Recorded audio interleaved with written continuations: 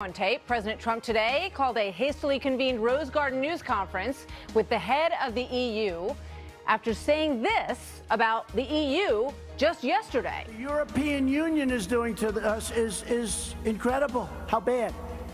They made $151 billion last year, our trade deficit. I said, you have to change. They didn't want to change. I said, okay, good. We're going to tariff your cars. They said, when can we show up? When can we be there? Would tomorrow be okay?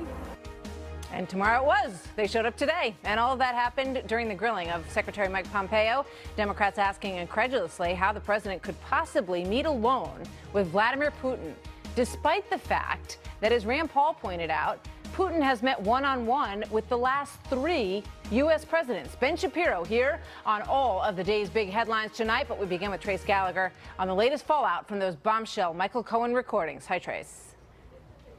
Hi, Martha. Let's begin with what we know. The recorded conversation between then-candidate Donald Trump and his attorney Michael Cohen is about buying the rights to the story of an alleged affair between Trump and Playboy model Karen McDougal. At the time, the story belonged to American media, which owns the National Enquirer. Here are the last 9 seconds of the tape. Listen closely.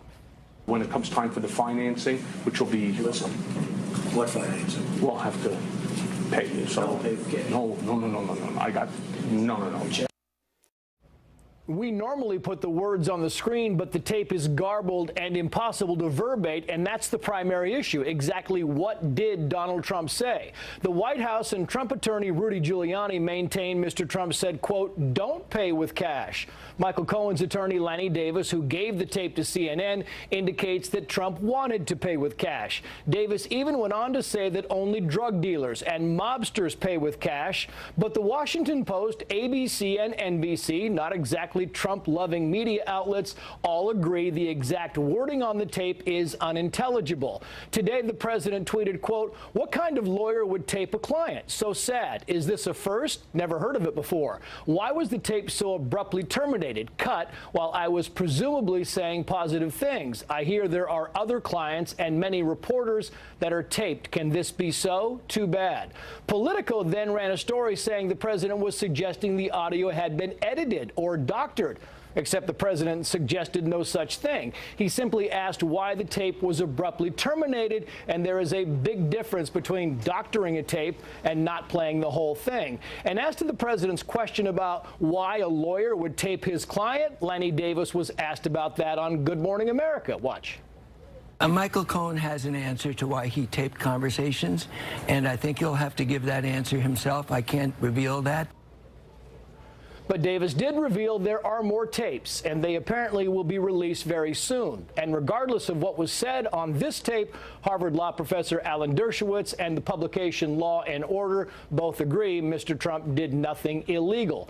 And we should note the transaction to buy the Playboy model story from American media never happened. Martha. Fascinating, Trace. Thank you very much. All right, to talk about this and all of it, really, that happened this afternoon and a head-spinning day, Ben Shapiro, editor-in-chief of the Daily Wire, joins me with a look at all of it. Ben, good to see you tonight. Thank you very much for being with us. I want to get to the trade issue, which I think was fascinating. It was a very hard pivot from the White House and a hastily convened news conference, as we just said, and very big news. So I want to get to that in just a moment. But let's start with the tape from last night. Alan Dershowitz, as Trace just pointed out, said that setting up a corporation for payment is fine. It happens all the time. And he pointed out that the payment was never actually made. But Judge Napolitano said this morning on our air that what they are discussing is a civil fraud and could be problematic for the president. How do you see it? Well, the possibility of a campaign finance violation is really the serious question here. Did President Trump hand cash to Michael Cohen to pay off the publishers of the National Enquirer in order to help his campaign? That's really the basic question. And there are a lot of dots there that still have to be connected. We haven't seen any money pass hands. We don't know exactly if the money did pass hands, how it passed hands. We don't know even if Trump paid off the National Enquirer, whether it had to do with the election or not, because that's really a matter of opinion. And so is any of this really going to damage President Trump? I think not. I think this is all baked into the cake for President Trump. More than that, I think it's very difficult to actually criminally prosecute these types of cases. John Edwards, of course, the Democratic presidential contender in 2008, he had a very similar issue. He was actually tried, and there's a hung jury. The charges ended up falling apart. it's difficult to think that this is going to be the thing that Democrats hope it is, which is, of course, the kill shot with regard to the presidency. Yeah, here is a quick montage of some of the reaction to this news that Michael Cohen was flipping, as they put it. Watch.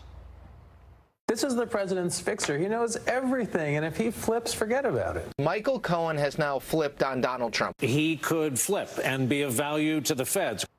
Glee all across the board. You know, and what difference does it make in the end, in your opinion, Ben? Well, it's a lot of wishful thinking. We're not going to know what Michael Cohen has until he actually shows what he has. I think at this point, he's sort of signaling to prosecutors that he has a lot simply because he would like to get off the hook. And the only way they cut a deal with him is if he has a lot here. But I'm not actually sure that he has very much. Again, the fact that the president has probably paid off a number of these types of cases before actually helps the president when it comes to the legal case. All right. In terms of what we saw this afternoon, because as I said, there was sort of a rush this afternoon, a call for all of the reporters to come to the Rose Garden. They set up the two podiums. They were not expecting a bilat with the head of the EU, Jean-Claude Juncker, who looked, mildly happy, I guess, to be there. But the president has said that, that they're giving us such a raw deal. Do you think that it sounds like the president got a good deal here? Well, it sounds like trade war averted. The fact is that the best thing that the economy can hope for is no trade war. It sounds right now like the Europeans are making some relatively moderate to minor concessions and that the United States is going to back off its weapons with regard to tariffs, although it's not clear. Maybe the president wants to keep in place these steel tariffs and aluminum tariffs. It's frankly, I just don't know at this point until we actually see the formal wording of the details. And until we see that, we're going to not know whether the president made a good deal here or a bad deal here. It is pretty clear, though, that the direction that everybody wants to move is in the direction of free trade and not toward more tariffs. And that in and of itself is a good signal, I think. That's why the market's jumped. One of the things that I find interesting is that, we had the globalists at the White House who were fretting so deeply over the potential for trade war, which I guess may indeed still happen. And as you say, we sort of need to see how all of this works out. But when you hear that, the EU is now going to be buying more soybeans, that obviously is a hope to keep the farmers happy here in the United States, that there aren't going to be any escalations in auto tariffs, at least not right now. I mean, it seems that this is the way the president does everything. He lays down this huge marker, sort of scares everybody that he's going to, be so dramatic with these tariffs that it's going to cause a colossal trade war. And now, as he says, you've got the EU like, okay, we can come to the White House tomorrow, actually, and they're going to buy an enormous amount of liquefied natural gas, which is terrible news for Russia. Yeah, I mean, the fact is that the most plausible possible read of the president's behavior is that this is all planned out. It's also possible that he just says a lot of stuff about tariffs and the other side gets scared and then they make a deal. However it works out, whoever you want to give credit to, the bottom line is if the deal is good, the president gets credit for the deal. Once we find out what's in the deal, he's going to get either full credit or full blame for whatever ends up happening. All right. In terms of Russia, the meeting now moved to next year at the earliest. And as I said, the moves on the missile front, on liquefied natural gas, all of this is not good news for Russia. So all of these things almost feel in some ways like the president is really bending over backwards now to prove that he will not do anything that would look as if he is kowtowing to Russia in any way.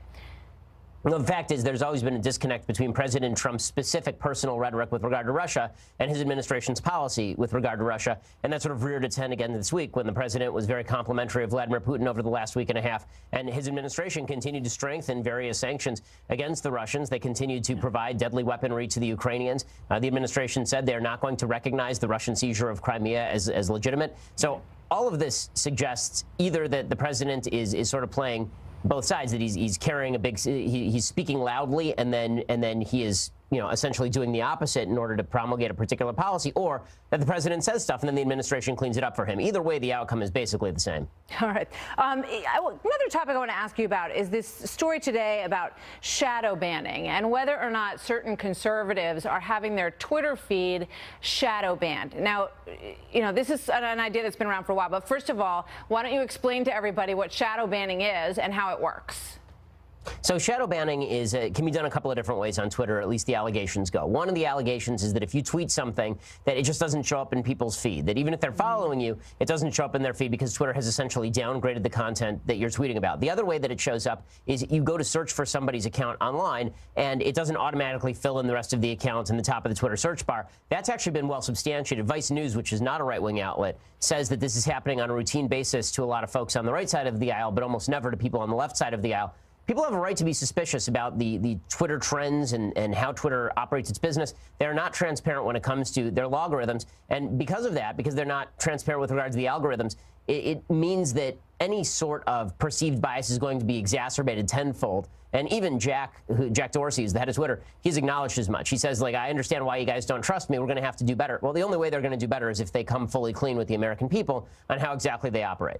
Questions have been raised about Ronna McDaniel's account, the head of the RNC, Donald Trump Jr. I saw Sarah Carter, the reporter, suggesting today that, you know, some of what she was sending out there was not being seen. And it's so, I mean, if this is true, it's so surreptitious. The idea that you could be tweeting something and thinking that you're putting it out there, but they're blocking it so that you don't know that it's not out there, but no one is seeing it. So they're trying to basically quench your voice over time and beat you down so that nobody is seeing what you're putting out there anymore. And then they don't listen to you anymore, ultimately.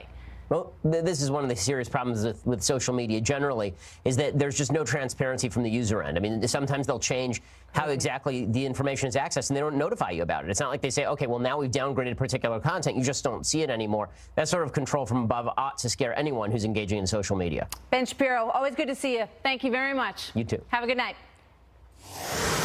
More pop in this.